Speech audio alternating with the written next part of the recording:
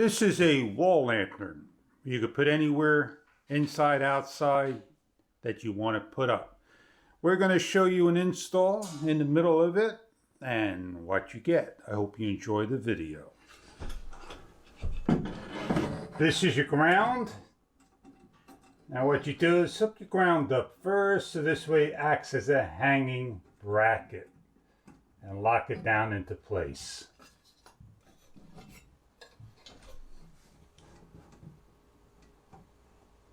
Do your neutral lead. Now what you're going to do is you're going to do your best to get those bell nuts on, and you're done.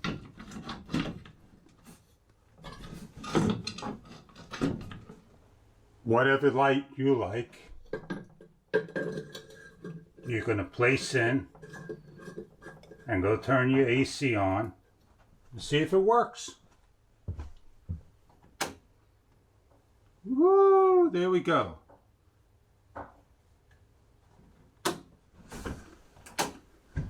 Now that is a light. A good light indeed. Wherever you want to put your light, this is an excellent light indeed. Very simple to get your hands in to change the bulb. Well protected. Nicely designed. So I hope you enjoy your product if this is right for you. And I'll see you on the next project for sure.